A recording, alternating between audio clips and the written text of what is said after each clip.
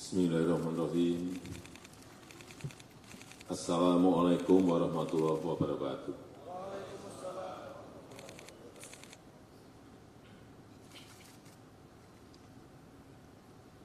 Yang saya hormati Ketua Komisi Yudisial, para Menteri, Kapolri, para Kepala Staf Angkatan, para pejabat utama, Mabes Polri, seluruh Kapolda yang hadir, para penerima manfaat dari perizinan ini, Bapak Ibu, tamu undangan yang berbahagia.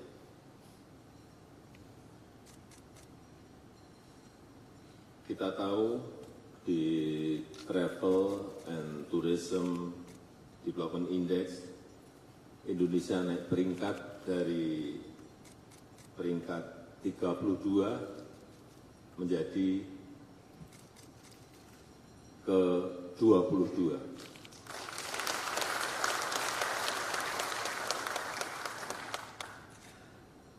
Tapi kita masih tertinggal, kalah dengan Malaysia, dengan Singapura, Thailand, dan yang terakhir kita kalah juga dengan Vietnam.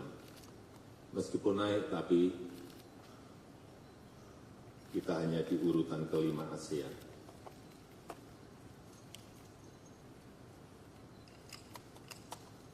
Obyek-obyek pariwisata di Indonesia memang kalau dibandingkan dengan negara yang tadi saya sampaikan, sebetulnya masih sangat bagus-bagus yang ada di Indonesia.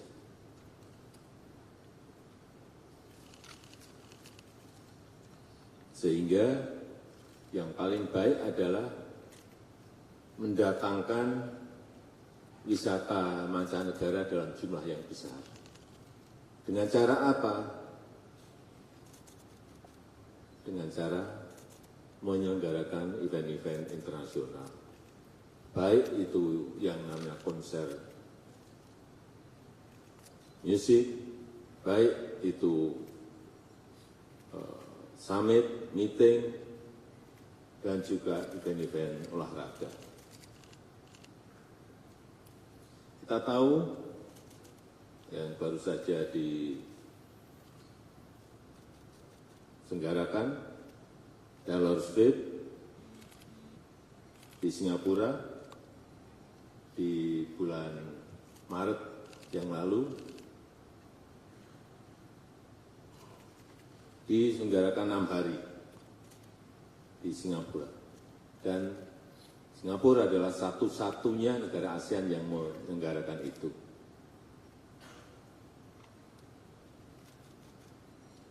Yang nonton, saya kira lebih dari separuh itu orang Indonesia. Karena penggemar Taylor Swift, kalau kita lihat di Spotify, Indonesia itu 2,2 juta orang.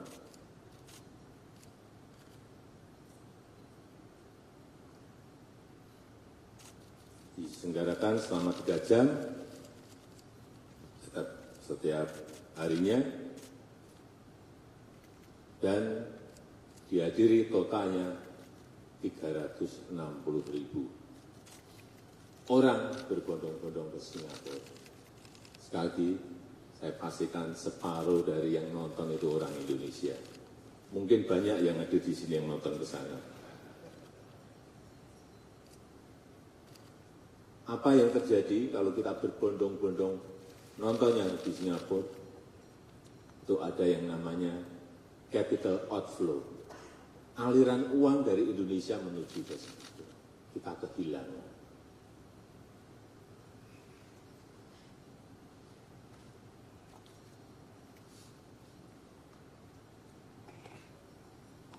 Kehilangan uang bukan hanya untuk beli tiket, tapi kehilangan uang Indonesia untuk bayar hotel, untuk makan, untuk transport, dan lain-lainnya.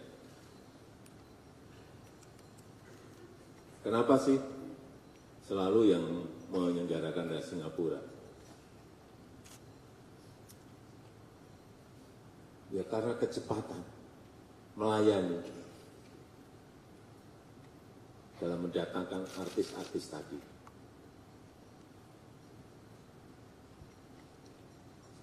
Dukungan pemerintah, baik itu kemudahan akses, keamanan, dan lain-lainnya. Yang kedua, saya ingat konser Coldplay. Indonesia dapat, tapi hanya 1 hari. Hanya 1 hari. Singapura dapat 4 hari. Penuh, tambah lagi jadi 5 hari. Penuh, tambah lagi jadi 6 hari. Sekali lagi, yang nonton itu separuh adalah dari Indonesia. Saya pastikan lebih dari separuh dari Indonesia. Karena di sini tiketnya baru 20 menit saja sudah habis. Tapi mau nambah nggak bisa. Kenapa? Saya tanya ke penyelenggara, karena memang urusan perizinan kita ruwet.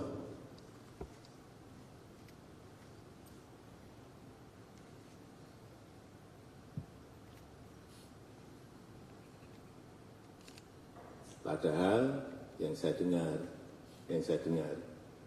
kualitas suara sound system waktu Coldplay itu di GBK dengan yang di sana itu bagus yang di sini. Ini yang harus kita tepuk tangan. Tapi hanya dapat sehari.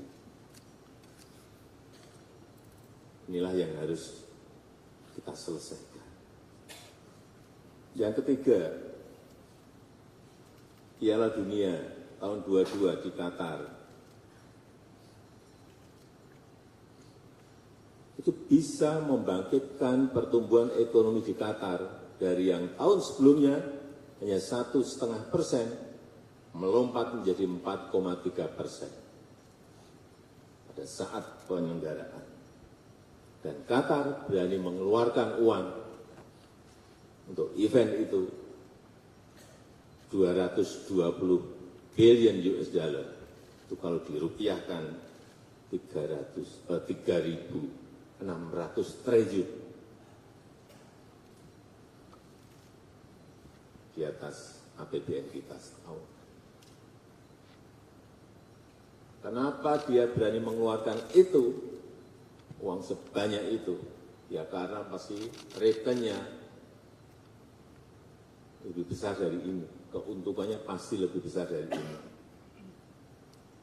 Dan saat pembukaan, jumlah yang nonton 60.000 yang datang ke sana, tapi yang nonton lewat TV lebih dari 3 juta. Itu sudah keuntungan promosi sebuah negara. Sekarang kita masuk ke Indonesia. Kita punya event-event yang besar. Meeting misalnya. Yang baru saja World Water Forum itu dikunjungi oleh peserta itu lebih dari 50.000. Kemudian waktu sebelumnya juga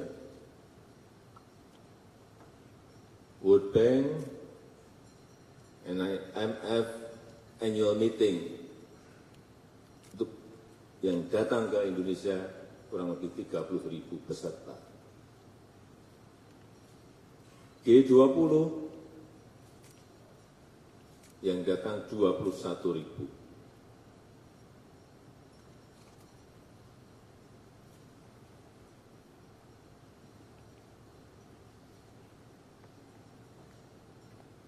Dan setiap peserta itu spendingnya, belanjanya kurang lebih 30 juta per orang.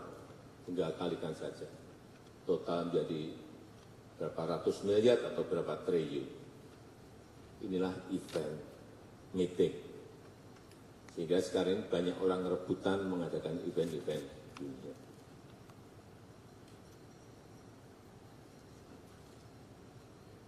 Juga event-event nasional kita, lokal kita. Satu nonton, sering sekali nonton.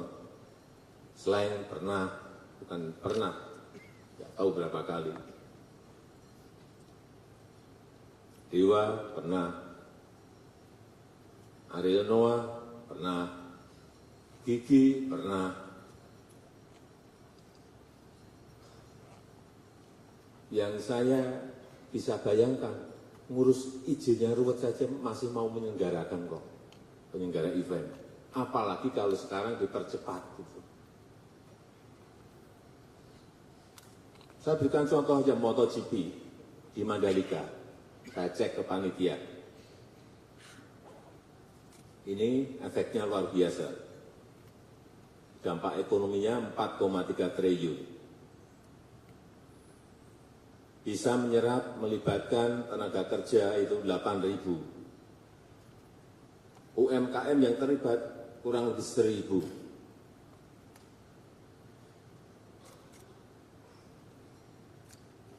Tapi begitu saya tanya, bagaimana mengenai perizinan, lemes saya. Ternyata ada 13 izin yang harus diurus. Tapi namanya bukan perizinan, namanya surat rekomendasi. Sebetulnya sama saja, perizinan itu hanya diganti nama aja, dihaluskan menjadi surat rekomendasi. Ada yang namanya surat pemberitahuan, tapi namanya itu izin.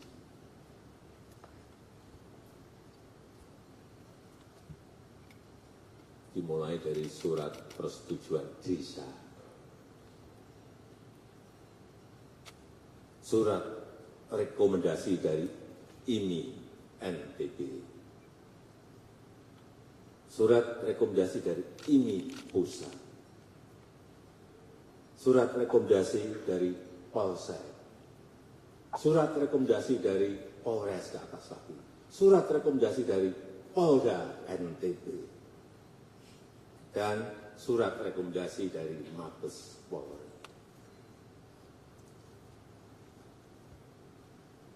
Kemudian ada surat dukungan dari RSUD di NTB, surat dukungan dari Dinas Kebakaran.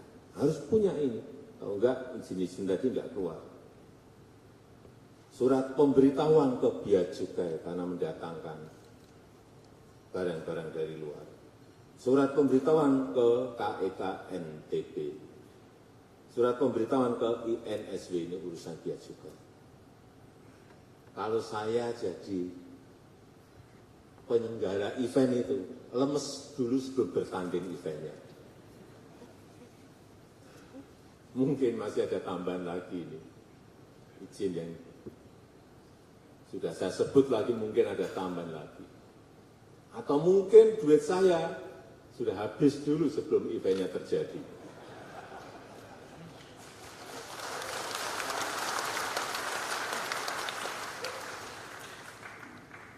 Ini fakta. Karena saya tanya langsung, sebenarnya problemnya apa sih?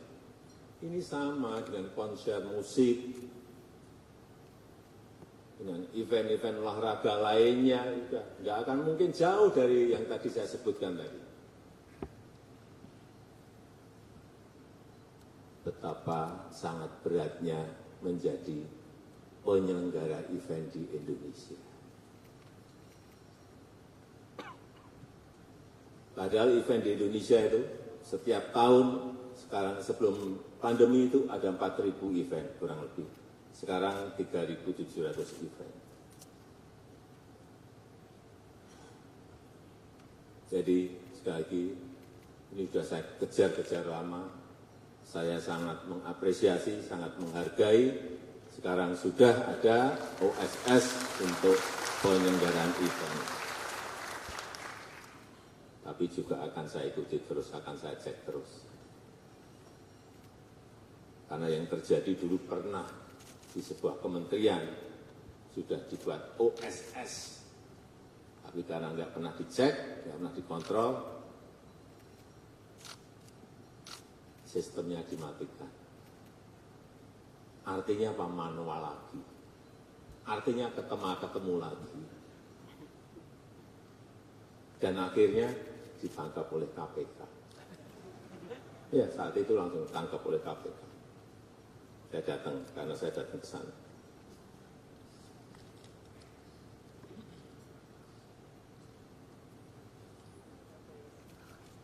Bapak Ibu sekalian yang saya hormati, masalah utama penyelenggaraan event di negara kita itu adalah kepastian izin yang tidak diberikan jauh hari. Jadi saya minta juga pada penyelenggara event itu mengajukannya jauh-jauh bulan sebelumnya, 6 bulan sebelumnya, setahun sebelumnya, mengajukan izin dulu. Artinya itu ada perencanaan yang baik, manajemen perencanaan yang baik, kapan event itu diselenggarakan.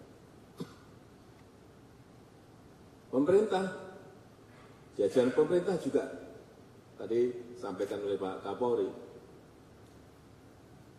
totalnya bisa disampaikan hanya dalam waktu 14 hari dari beberapa perizinan tadi. Sehingga penyelenggara bisa mempromosikan eventnya, bisa menjual tiketnya dengan baik. Kalau harinya kurang, sehari kurang, bisa ditambah lagi, waktunya masih memungkinkan untuk melakukan itu. Karena juga yang saya dengar, sering mengajukan izin hanya seminggu sebelumnya. Dadakan seperti itu. Ya sulit.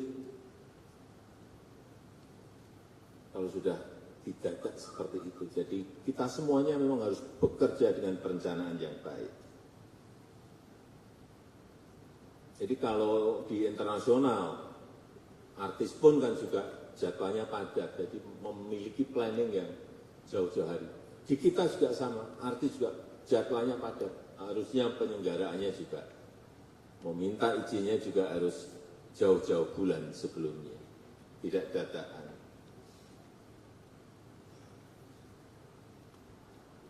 Dan bahkan di negara kita ini masih sudah izinnya keluar saja masih dibatalkan. Kejadian itu saya nggak sekali dua kali mendapatkan keluhan itu.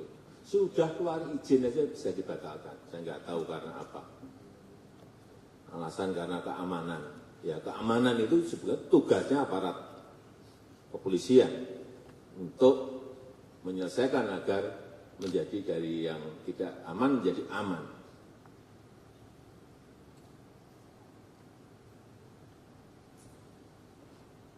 Oleh sebab itu, sekali lagi mengenai digitalisasi proses perizinan ini yang segera kita launching, harapan saya sekali lagi bukan hanya website layanan saja, tapi betul-betul memberikan kemudahan pengurusan, betul-betul memberikan kepastian jauh-jauh hari sebelumnya, betul-betul memotong birokrasi kita, dan sehingga munculnya adalah sebuah kos yang lebih murah dan lebih terbuka transparan.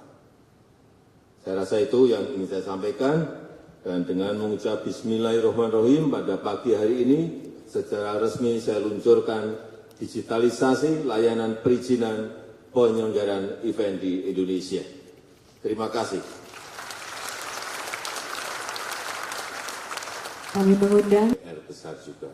Setelah ini rampung, PR kita adalah bagaimana agar hak cipta itu bisa berdampak pada para seniman, pencipta lagu, dan lain-lain. Kalau eventnya banyak, tapi dampaknya tidak ke pencipta lagu, ke artisnya juga ini akan tidak berdampak baik kepada para seniman kita. Saya rasa itu. Wassalamualaikum warahmatullahi wabarakatuh.